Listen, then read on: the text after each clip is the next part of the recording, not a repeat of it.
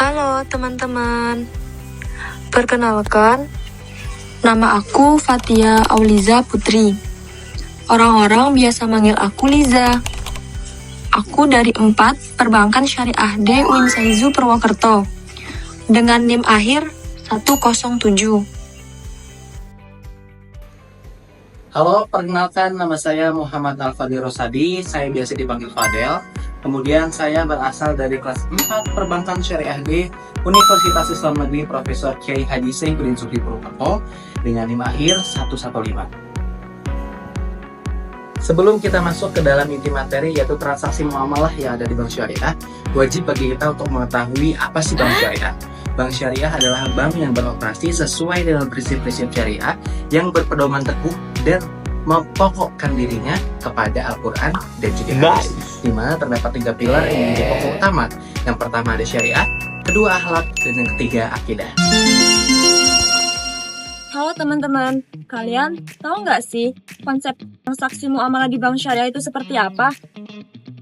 Sebelum kita masuk ke prinsip-prinsip yang ada di transaksi muamalah Bank Syariah, kalian sendiri tahu nggak sih apa itu muamalah?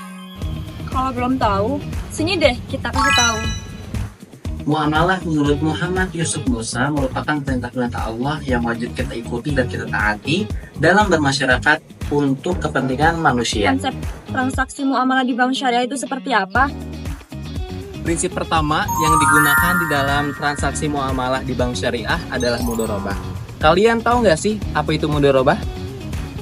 Mudharabah merupakan akad yang dilangsungkan oleh 2 orang. Yang pertama ada sahibul mal dan yang kedua ada mudharib atau pengelola.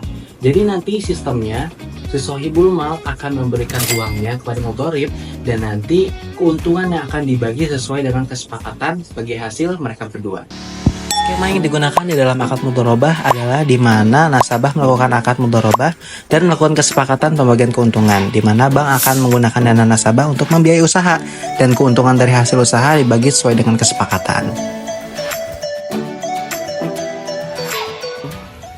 Setelah tadi ada mudharabah, sekarang ada musyarakah.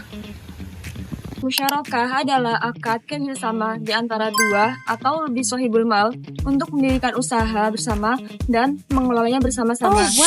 Contoh dari musyarakah adalah Skema daripada akad musyarakah sendiri ada 2 sahibul mal, yaitu bank dan juga nasabah yang sama-sama memberikan modal untuk membuat proyek atau usaha sehingga nanti proyek dan usaha tersebut memiliki pendapatan.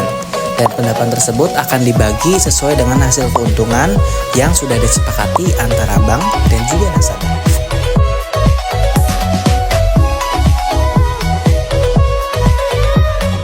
Kemudian setelah tadi ada prinsip mudharabah, kemudian ada prinsip musyarakah, di Bank Syariah juga menerapkan prinsip muamalah. Di transaksi muamalah ada yang namanya wadiah.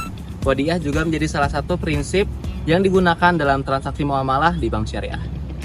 Wadiah sendiri sering diartikan sebagai titipan, atau contohnya ketika ada seorang memiliki uang kemudian dia berakad wadiah kepada salah satu bank, berarti artinya dia menitipkan uang tersebut kepada pihak bank. Kemudian juga wadiah terbagi menjadi 2. Wadiah yang pertama adalah wadiah yad amanah, kemudian wadiah yang kedua adalah wadiah yad dhamanah. Skema akad wadiah yad amanah di mana nanti ada seorang nasabah dan juga bank. Yang pertama, penitip dan penyimpan akan melakukan akad wadiah yad amanah terlebih dahulu. Kemudian yang kedua, penitip menitipkan barang atau aset kepada bank selaku penyimpan sesuai perjanjian. Kemudian yang terakhir, penitip membayarkan biaya penitipan dan mengambil kembali barang titipannya. Setelah tadi kita membahas tentang skema akad wadiah yad amanah, kita akan masuk ke skema akad wadiah yang kedua, yaitu skema akad wadiah yad dhamanah, di mana nanti ada bank selaku penyimpan dan juga ada nasabah selaku penitip. Mereka akan melakukan akad wadiah yad dhamanah. Kemudian nanti penitip atau nasabah akan menitipkan barang atau asetnya kepada penyimpan sesuai dengan perjanjian. Kemudian nanti aset akan dimanfaatkan dalam bentuk dunia usaha. Kemudian ada bagi hasil, margin dan juga sewa dari hasil pemanfaatan barang maupun aset.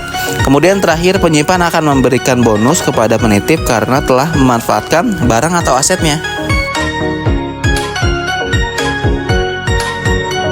keempat ada murabahah. Musabahah adalah akad jual beli yang melibatkan bank dengan nasabah yang disepakati oleh dua belah pihak. Kemudian ada skema akad murabahah di mana nasabah dan bank akan melakukan negosiasi, persyaratan, kemudian melakukan akad. Kemudian yang kedua, pihak bank menghubungi dealer untuk membeli barang yang dimaksud secara tunai. Nanti nasabah akan menerima barang dan dokumen yang dibutuhkan. Kemudian nasabah harus membayar cicilan kepada bank sesuai dengan perjanjian di awal negosiasi.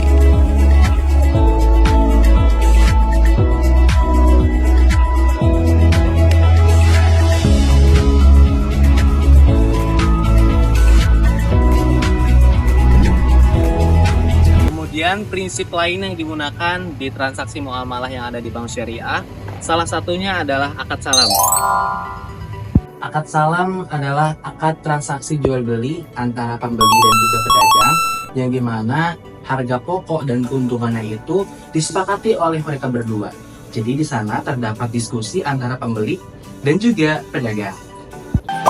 Kemudian ada skema akad salam. Pertama, pembeli negosiasi dan melakukan akad secara langsung dengan penjual. Setelah itu, pembeli akan membayar secara penuh di awal kepada penjual. Setelah itu, yang ketiga, penjual menyiapkan barang sesuai dengan kebutuhan dan perjanjian saat akad. Kemudian yang terakhir, penjual akan mengirimkan barang kepada pembeli secara langsung.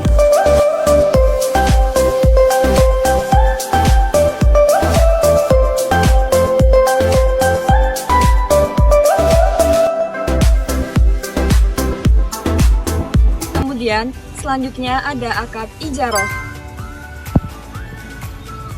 Ijaroh adalah pemindahan hak guna barang atau jasa dengan pembayaran upah sewa tanpa diikuti dengan pemindahan kepemilikan. Contoh akad ijaroh yang lainnya yang terdapat di bank dan khususnya lagi di bank syariah adalah ketika ada seorang nasabah pergi ke bank untuk melakukan akad ijaroh terkait tabungannya. Kemudian setelah itu, bank akan memberikan layanan elektronik kepada nasabah, sehingga nantinya nasabah wajib untuk membayar ijaroh dalam bentuk biaya administrasi atas layanan elektronik yang diberikan oleh bank tersebut kepada nasabah.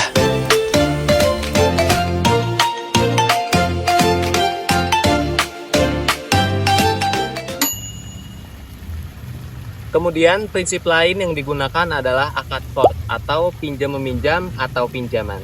Dan qard adalah perjanjian pinjam meminjam, baik itu barang, jasa, ataupun uang, di mana di sana tidak ada orientasi antara orang yang melakukan perjanjian, tidak memiliki orientasi terhadap keuntungan sama sekali.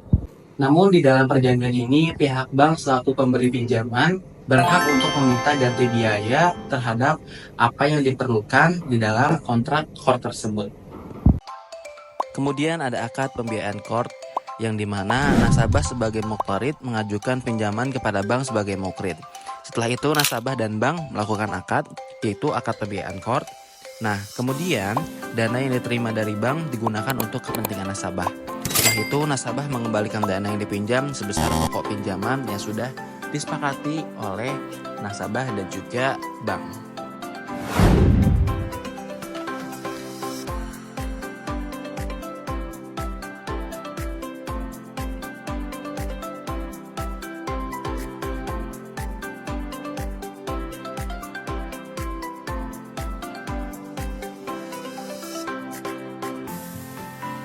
Akad selanjutnya adalah jualah.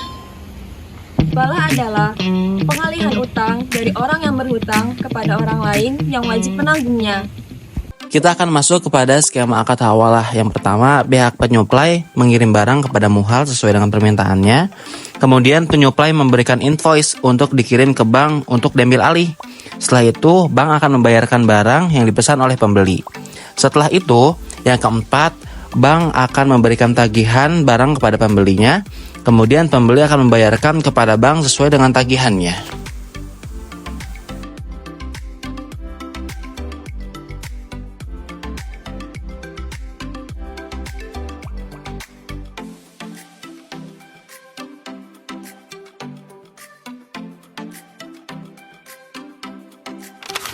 Oke baik, jadi gimana teman-teman sudah paham tentang prinsip dasar transaksi muamalah di bank syariah? Mungkin cukup sekian dari kami ucapkan terima kasih.